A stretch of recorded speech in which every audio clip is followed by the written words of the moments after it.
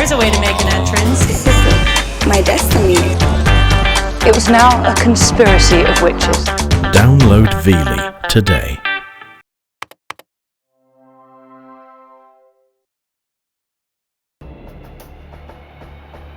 The dense and rugged Alaskan wilderness provided the perfect cover for a fierce and sadistic killer. He preyed on women, kidnapping them, raping them, torturing them. He hunted them like animals for his own twisted pleasure.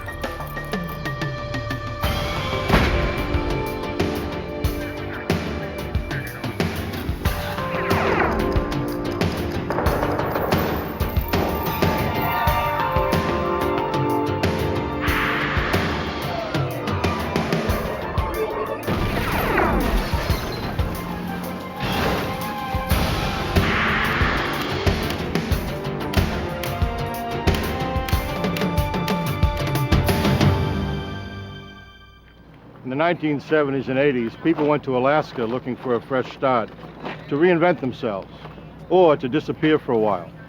Some of those disappearances weren't by choice.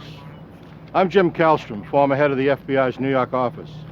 A serial killer's rampage was exposed when the bodies of young women began turning up in shallow graves that dotted the Alaskan wilderness.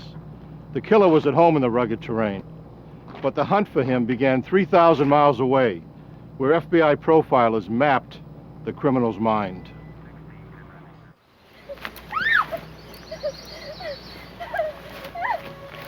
She was a hopeful young model looking for her break.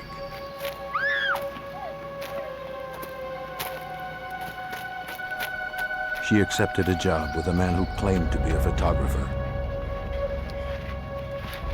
but turned out to be a merciless killer.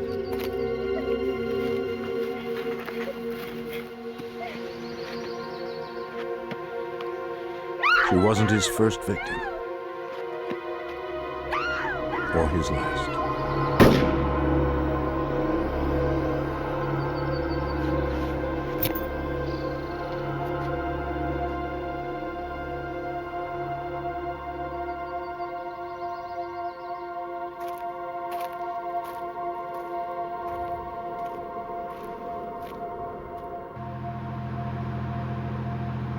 From the 70s through the mid-80s, the wilderness of Alaska became a popular destination as people flowed north to construct the Alaskan pipeline.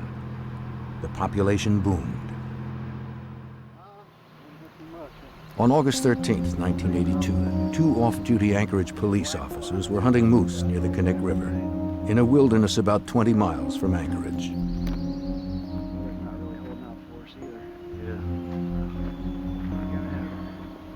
As they made their way through the dense forest, they happened upon partially buried human remains. They left it undisturbed.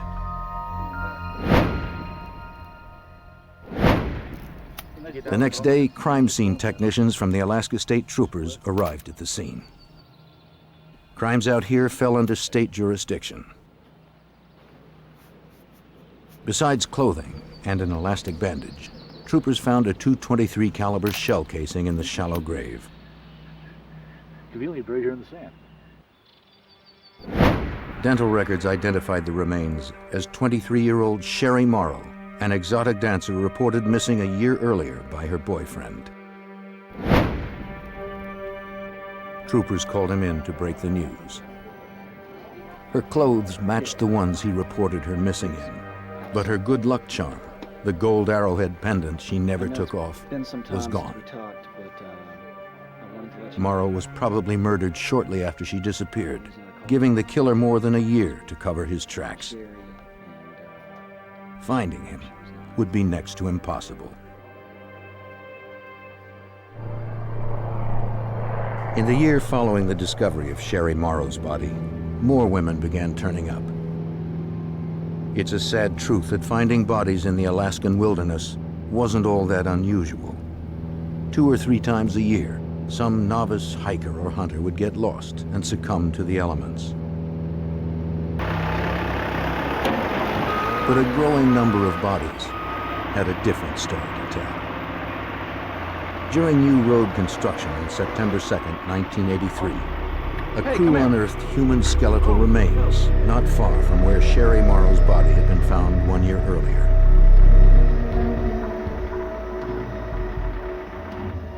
The bones had obviously been here for some time, yet until recently this area of the Knik River was so remote that it could only be accessed by boat or light plane. The remains were identified as 17-year-old Paula Goulding, an out-of-work secretary who had moved to Alaska from Hawaii. She had been missing for 5 months. Like Sherry Morrow, she had taken a job as an exotic dancer to make ends meet. And like Sherry Morrow, a .223 caliber cartridge was found at the site. For Alaska State Trooper Wayne Van Clausen, the connection was frightening. And that's about when everything started to become kind of scary for everybody, because the profile was the same. They were topless dancers from the clubs downtown, but that was certainly when there was the belief that there was a serial murderer out there. 2 bodies had been found, but now troopers believed there were more. They began to revisit missing persons reports. Many of those reported missing were exotic dancers, but in Alaska, their disappearance was not unusual. Missing persons was a relatively low priority. Statutorily, if you're an adult, you have a right to be missing. And there were a lot of instances where these girls would just jump on a plane and go away. Between 1980 and 1983, 12 women had been reported missing. That was only a fraction of the unreported total. Troopers now wondered how many of the missing women were victims of the killer. That would be difficult to determine. The Alaska State Troopers sent the evidence from the Sherry Morrow and Paula Goulding crime scenes to the FBI's laboratory in Washington, D.C. for analysis. The FBI ran ballistics tests on both shell casings to see if they were shot from the same gun. State troopers hoped the results could provide them with strong evidence that the same person committed both murders. The lab results were conclusive. Both women were killed by the same high-powered rifle. There was little doubt Alaska troopers were dealing with a serial killer. While they began their hunt for him in the wilderness, the Anchorage police were dealing with their own problems.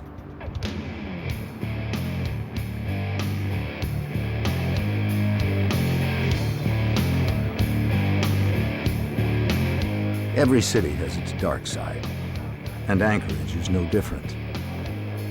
Except that in Alaska, the nights are longer and darker. In the 70s and 80s, Anchorage was a frontier town. Men came here to work hard, and women followed to ease their loneliness. Some women were lured to the strip clubs, hoping to earn a quick buck. Others, looking for more respectable opportunities, worked in the clubs until something better came up. For many, it never did.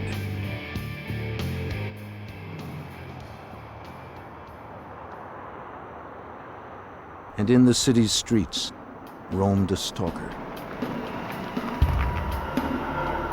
He chose carefully. His victims were hardly missed. For in a city made up largely of strangers, it's difficult to be a missing person.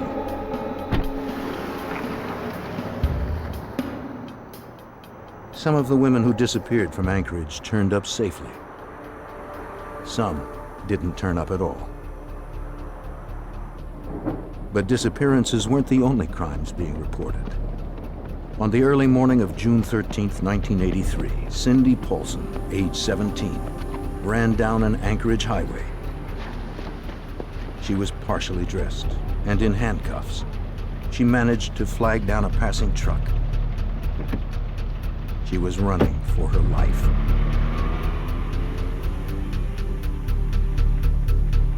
The motorist dropped her off at her motel apartment. The desk clerk had called the Anchorage police. Miss Paulson? An officer removed her handcuffs and tried to calm her. You all right? Here, let me get this. Anchorage police officer Greg Baker recalls the incident. We found her in handcuffs with very little clothes on. She was real credible. She was very scared, she's very frightened, and she told us her story. Paulson, the prostitute, told Baker that she picked up a trick the night before. She described him as wiry, scruffy, about 6 feet tall, with glasses and a stutter. He was not the kind of person she thought of as threatening. But as soon as she stepped into his car, he handcuffed her and put a wood-handled revolver to her head.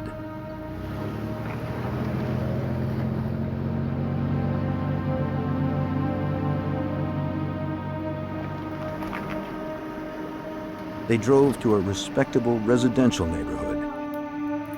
He pulled her into his house.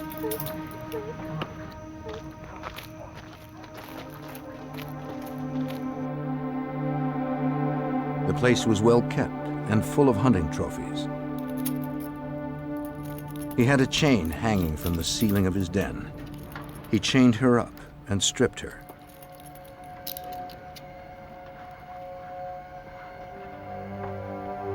And there she was tortured and raped repeatedly for hours. Then he went to take a nap, leaving her there. But he wasn't through yet. He said he was going to take her to his cabin in the wilderness. He said if she tried to get anyone's attention, he'd kill her, and them as well. He told her he already had his alibi worked out. His friends were willing to lie for him. No one would believe her story. They ended up at the airport. She could see him loading a weapon into a small aircraft. She also saw her chance for escape. Her one chance to save her life.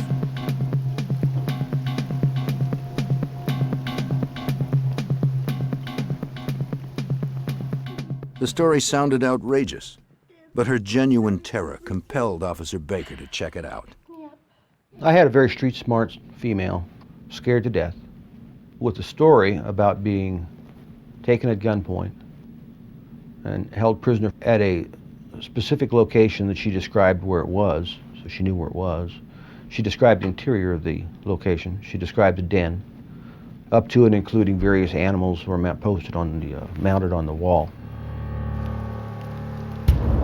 En route to the hospital for an examination, Paulson insisted on stopping at the airport to show police the airplane she had seen earlier. She positively identified it.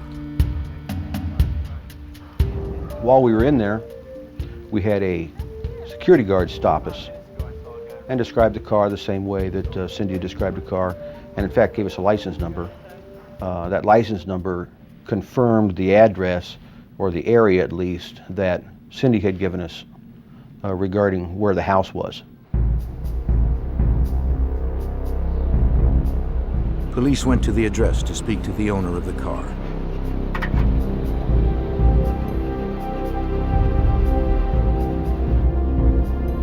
They arrived moments before he pulled up, driving the vehicle described by Cindy Paulson. So far, everything Paulson said had checked out. But the suspect had his own story to tell.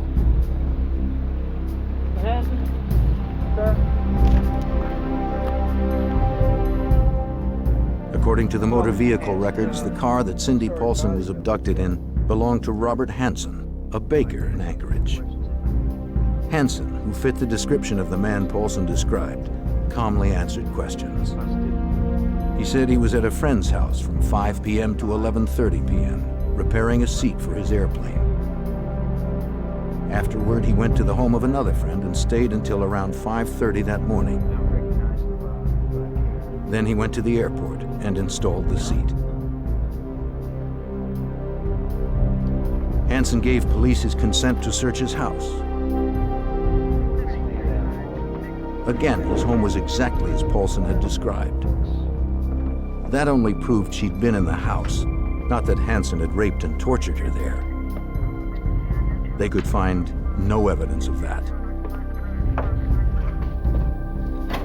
They did notice a loose-fitting wall panel. Behind it, they found a collection of weapons, but that wasn't surprising. Hansen was an avid hunter. They did find a revolver, but it didn't match the one that Paulson described. The gun, the chain, and the blanket she was wrapped in were nowhere to be found.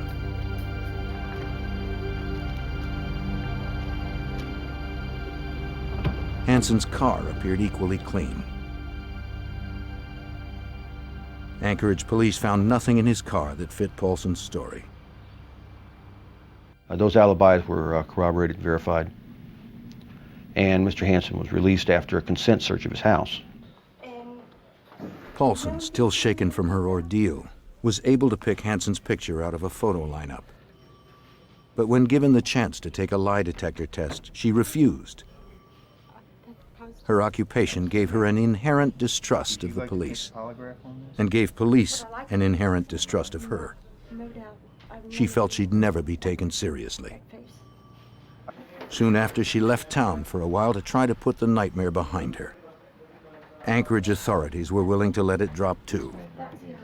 I found out because the alibis were corroborated and because they had a problem with Cindy Paulson appearing and disappearing, and of course her lifestyle left a lot to be desired, that the case had been suspended at the Anchorage Police Department.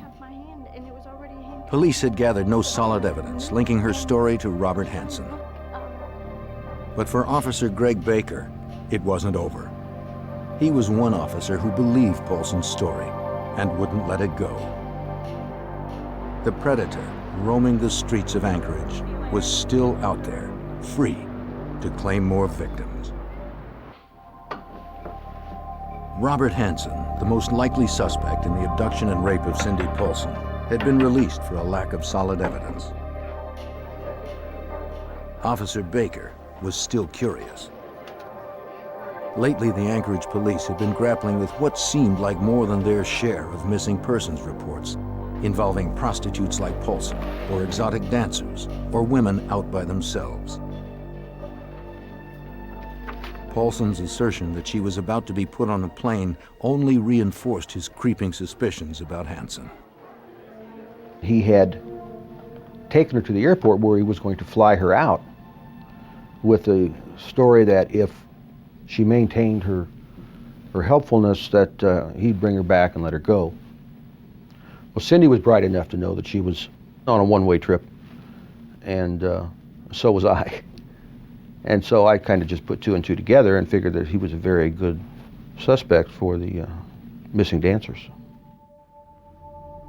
Baker's supervisor had suspended the investigation into Robert Hansen, but Baker couldn't let it go.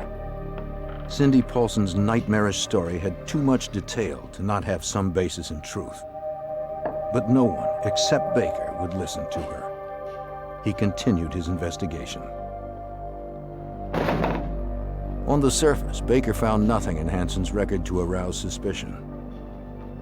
He had moved to Anchorage from Iowa 16 years earlier and opened a bakery. It was a huge success.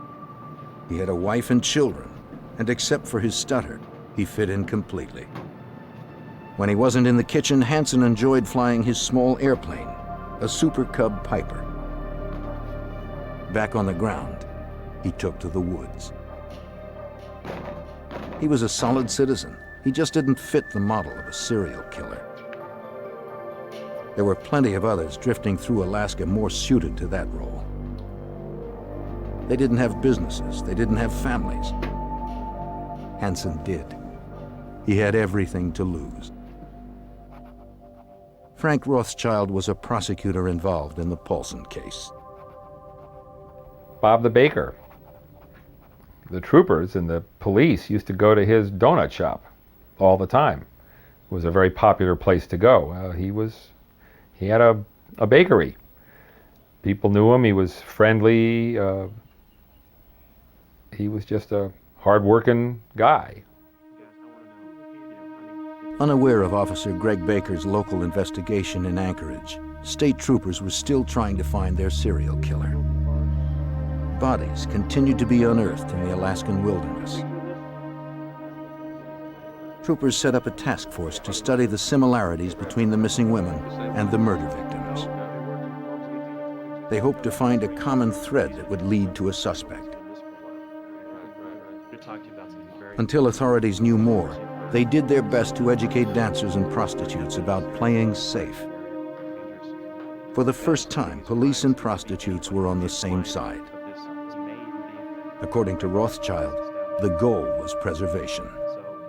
Law enforcement were then, and had been for a time, advising young women who were working in some of these clubs and who were working the streets to be careful, and to advise them there was a maniac out there who seemed to be abducting and killing people. A little digging revealed that Hansen's criminal history was extensive. 12 years earlier, in 1971, he'd been arrested twice for kidnapping, rape, and assault with a deadly weapon. They were crimes that bore an eerie resemblance to what Cindy Paulson had endured. Baker couldn't bring this information to his supervisor.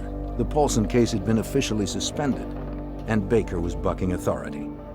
That left him no alternative. And at that time, I gathered up all the reports and background that I could find on Mr. Hansen and carried it over to the troopers. When the troopers received the file from Officer Baker, they were optimistic. Paulson's testimony, along with Hansen's police record from Anchorage, made him a prime suspect in the state case. The troopers' investigation dovetailed with Baker's.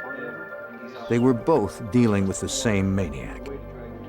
Robert Hansen was their best suspect.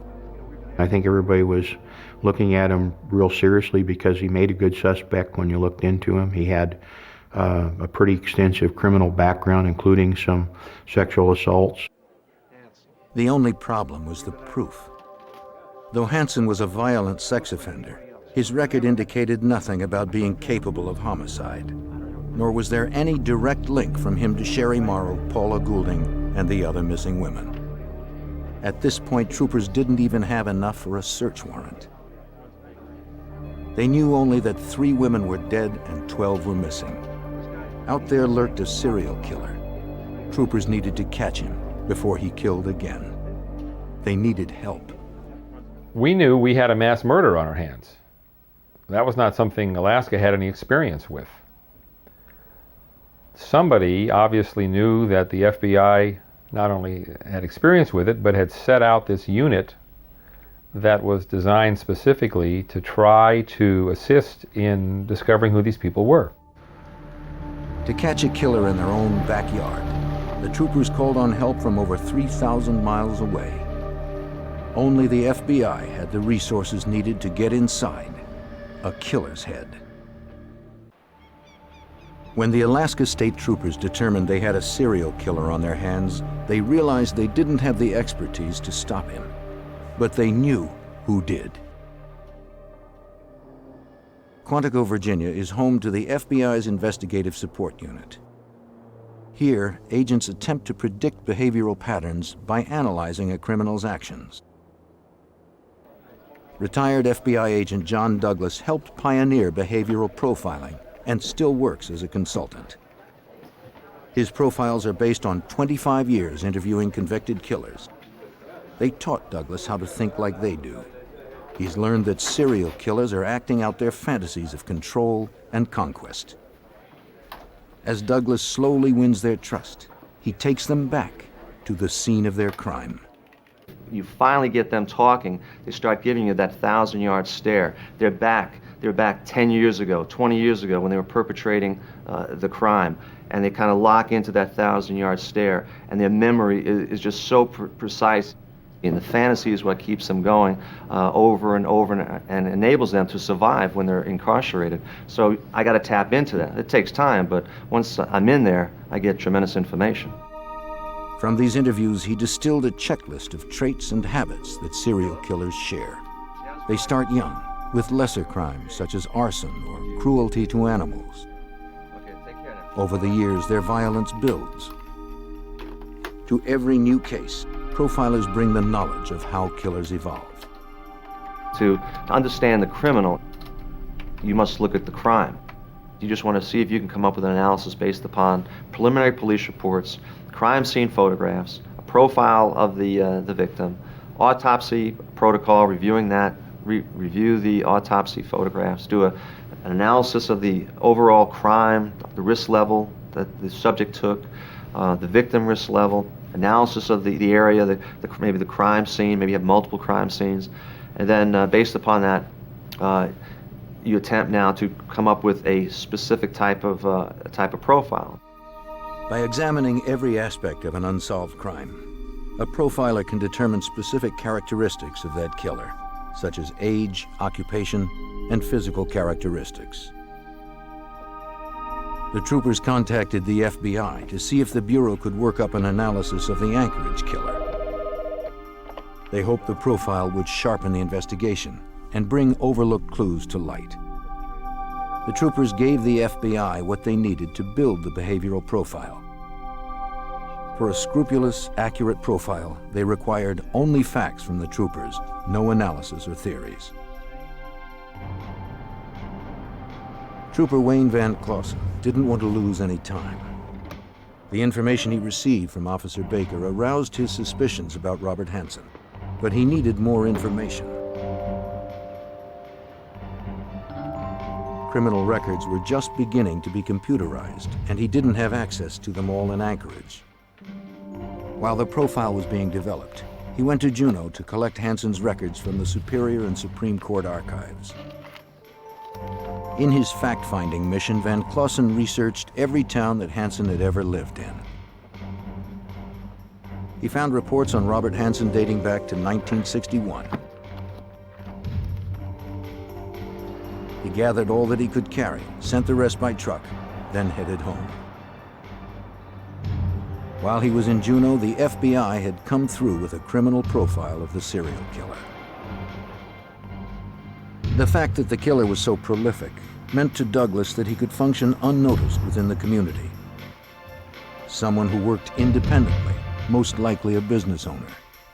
The killer would be an avid outdoorsman, since the bodies were recovered in remote areas of wilderness.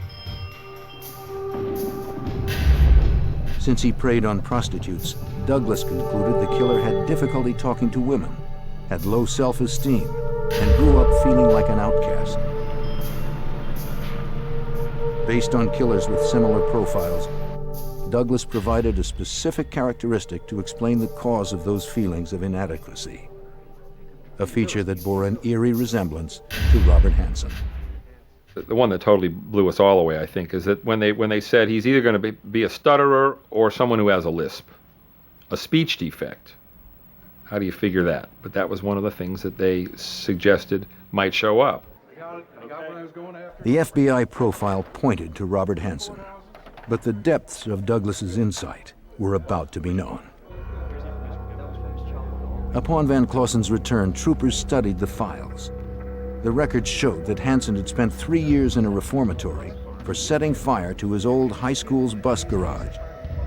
Based on their work with previous killers, the FBI profilers said the killer would have a history of arson. You have a boyfriend?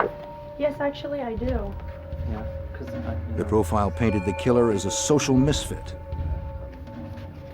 Hansen's court-ordered psychiatric reports from his days at the reformatory bore this out. That's boyfriend, girl. Yes, I'm really busy right now, you know. I don't mean anything like, I mean, you know. His stutter was a social barrier that undermined his self-confidence. Whenever he tried to assert himself, he'd be slapped down. I have a lot of work to do, or I'm gonna call security on you. He never forgot the sting. The profile said the killer would learn to function as a normal member of society while his perversions festered within. His record showed that in his 30s, Hansen began working at a bakery. He would brag to co-workers about his kleptomania and the sense of power it gave him.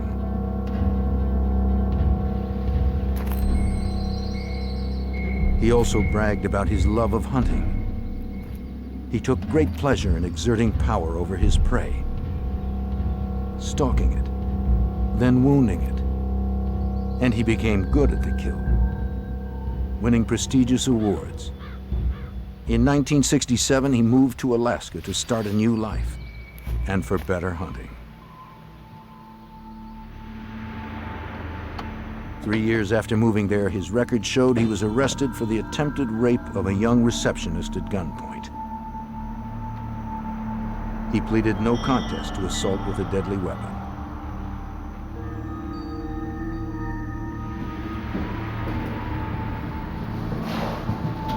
A little more than a month later, he was indicted for the attempted assault of an 18-year-old woman he'd followed home.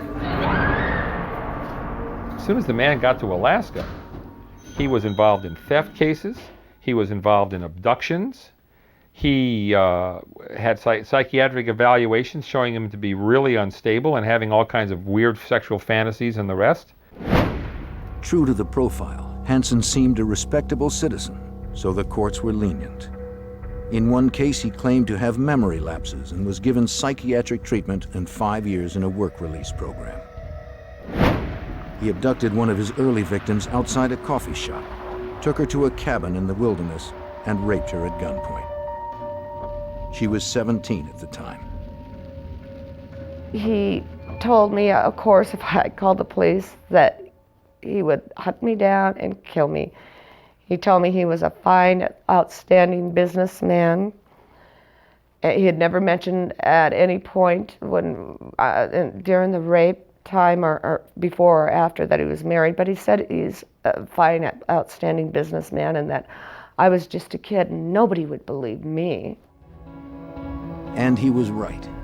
Everything the profiler said about the perpetrator of the serial killings fits suspect Robert Hansen, a truly dangerous man who was passing as a nondescript face in the crowd. While troopers zeroed in on Hansen, they spread out to search for more victims in the Knik River area, where 3 bodies had been found. They believed that the dancers who were still missing may have been buried close to the other grave sites. But troopers came up empty. The area was too large and remote to cover completely. Despite the compelling FBI profile and the past police records, troopers lacked anything tangible to link Hansen to the killings. His police records were too stale, the evidence too circumstantial to hold any weight in a court of law. Investigators hoped that Cindy Paulson could help. She was the only surviving victim to Hansen's current wave of violence. Perhaps she could remember something else from her ordeal. Paulson gave another statement. But this time, she was able to ID one of the guns Hansen had in his possession. Aside from Paulson, Hansen had not been implicated in a rape or abduction for more than 10 years. But in the hopes of strengthening their case and establishing a pattern of behavior, investigators searched for another of Hansen's victims from years earlier, whose experience matched Paulson's. Although this prior victim no longer lived in the area, troopers tracked her down and asked for her help. I had gotten a call from Alaska asking if I would like to maybe help with a conviction for Mr. Hansen. They had explained to me that he had killed, to the best of their knowledge, 7 women. And they explained to me that the last woman had broken free. She agreed to testify when the time came, but troopers still had a weak case. Though troopers felt confident they were on the right track, they didn't have enough to prove that Hansen was a serial killer. According to Anchorage police officer Greg Baker, Hansen knew that authorities were onto something. One morning I was driving by and I needed to get some donuts for the shift. Mr. Hansen was there and he had a window that he stood in and decorated cakes and cupcakes and cookies. And I remember watching him. He kept looking up at me and you could tell he was nervous. And he kept putting frosting on his thumb. And I liked that. Although investigators had Hansen in their sights, they still lacked the evidence to connect him directly to the crimes. But because Hansen matched the profile so closely, Douglas flew to Alaska to review the case and to brief the troopers and prosecutor Frank Rothschild on how to proceed with the suspect. Douglas was confident that Hansen was their serial killer. The hunter was now the hunted. So the mission was to provide a analysis for them. Does he have the capability to commit a crime like this? And the answer was yes. I believe this prostitute, and I believe he's capable of perpetrating these crimes.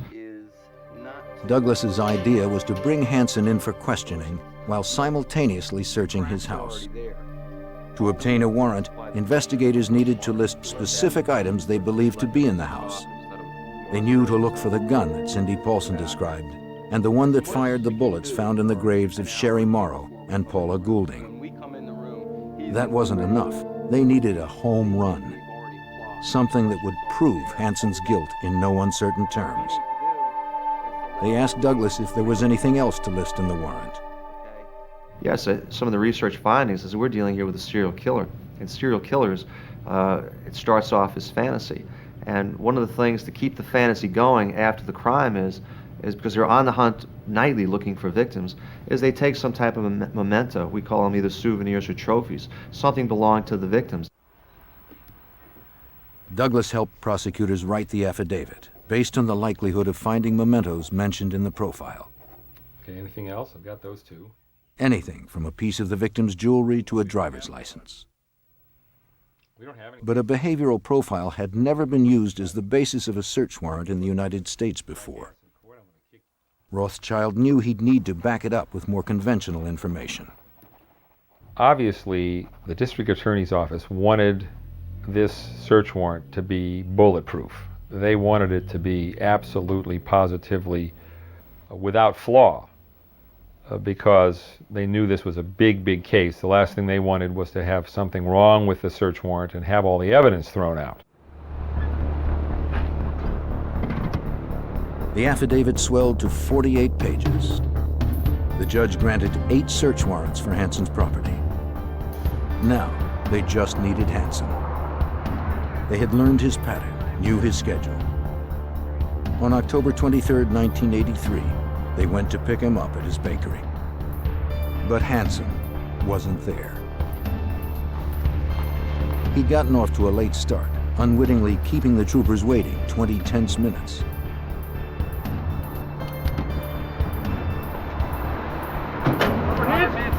Robert Hansen. Alaska Police, sir. Will you step away from your car? When asked to come in for questioning, he didn't resist. The interrogation room was ready for him. The goal was to keep him off balance, hoping to elicit a confession and avoid a lengthy legal case. Douglas helped the troopers design the interrogation room for the biggest psychological impact. Crime scene photos and related materials were strewn everywhere for Hansen to contemplate before his interview. At the appointed moment, the troopers arrived, and the mind game began. Mr. Hansen? The FBI coached Rothschild on how to play it. Ask him questions in a way that would prompt more discussion. So that's game plan number one. Then obviously, we've got all of these cases that have been investigated. And to get him to talk specifically about those, he's trying to search us out. What do we know? So I could see his game plan was to kind of find out what we knew and play off of that. And my game plan, of course, is to find out what he knew. While Rothschild tried to get Hansen to open up and confess, troopers served the search warrants. Hansen's wife was home. The troopers were extra cautious, videotaping the entire procedure. What they were looking for could be anywhere, even in plain sight.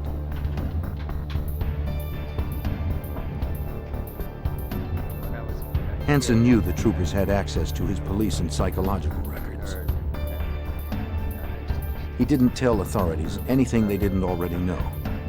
He spoke of his painful upbringing, his strict family, his anger. He admitted to picking up dancers and prostitutes in the early 70s, and how enraged he became when they tried to raise their prices. But he denied threatening any of them. He admitted nothing. While Hansen told his story and his house was being turned inside out, other troopers headed to his bakery and to the airport to search his plane. Both were clean. The house became the focal point of the investigation. A careful search of the upstairs bedroom finally yielded a curious and eerie discovery. An aerial map of the region, peppered with 37 X's. They seemed to be clustered mainly around the area where bodies had been found. But there were dozens more marks than bodies, at least so far. The searchers continued up to the attic. Under insulation, the troopers found weapons.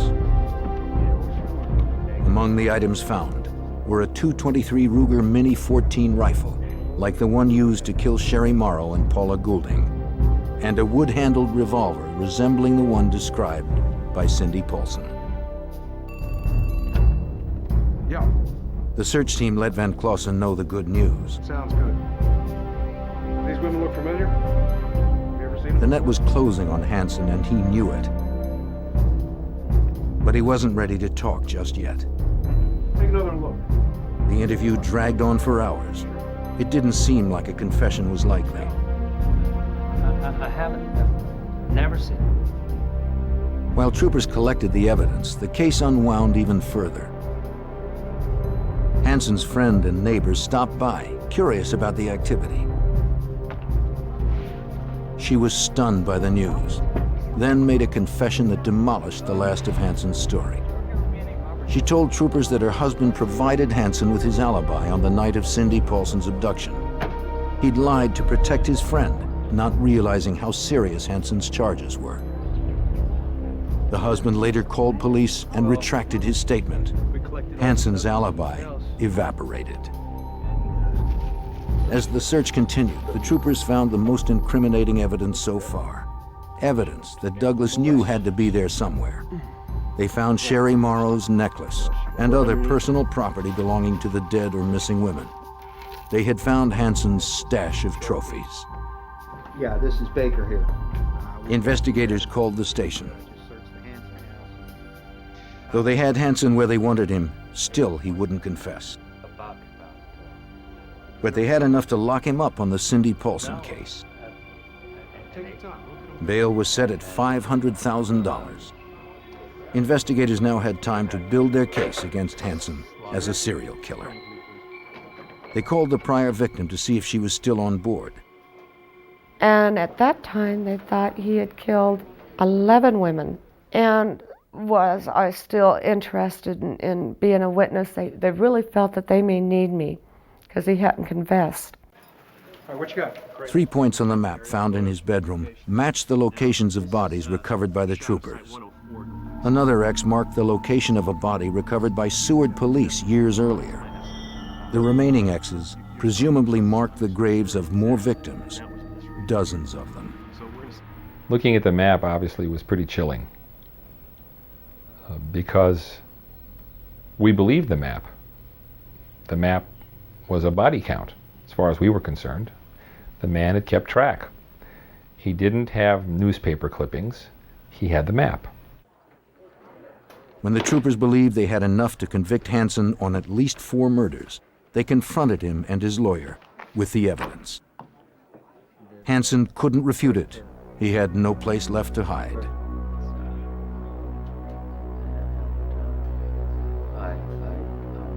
Finally, it was time to confess. Time for Hansen to cut a deal. Hansen said he would confess to the murders that could be proven, as long as the trial was given no publicity and that his family be left alone. He demanded that he be imprisoned outside of Alaska when the trial was over. In exchange for only 4 convictions, he agreed to show the troopers where more bodies were buried. Investigators called the prior victim to tell her the good news. The third time they called back and said that he had confessed and they wouldn't need me. So I hung up the phone when we were done talking, got my son off to school, got my husband out the door, and proceeded to fall apart. I started crying. I couldn't stop. I had no control over it. It controlled me. I could see each and every one of those women, how they died, probably hunted down like dogs, wounded and then hunted more.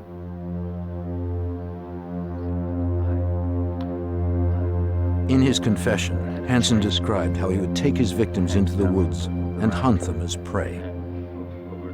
Over the dozen years that he lived in Alaska, he'd raped more than 30 women and developed many strategies for capturing them. Once he found a likely target, a solitary woman like Sherry Morrow. He would befriend her and arrange to meet her at a fast food place. If they were dancers or aspiring models, he'd offer to pay to photograph them. He'd arrive early and stay in his car. That way he'd be certain the woman arrived alone and had no one waiting for her in the parking lot.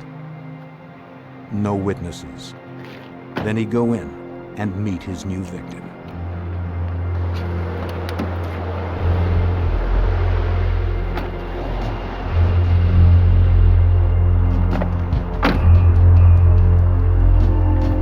One half of the handcuff was already fastened to the seat.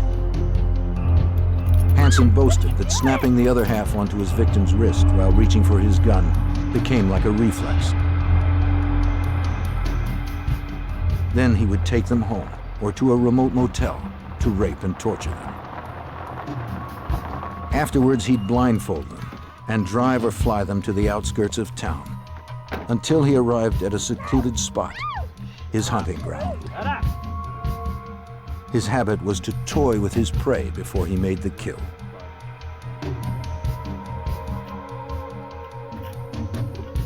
Hansen confessed that in the summer of '83, he devised what he called his summer plan. He sent his family away so he could bring his victims home. When he was done with them, he'd dispose of them in the wilderness.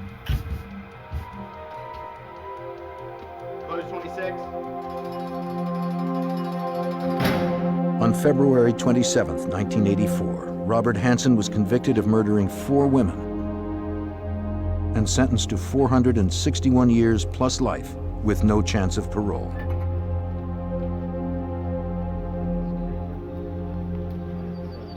After his sentencing, Hansen accompanied troopers into the field to find more of his victims, represented by X's on his map. A total of 8 victims were found. Some places on the map went unexplored. Bears scavenged others, scattering the remains. Investigators will never know how many of the 37 X's represented one of Hansen's victims. According to John Douglas, the map might have depicted only a small part of his hunting grounds.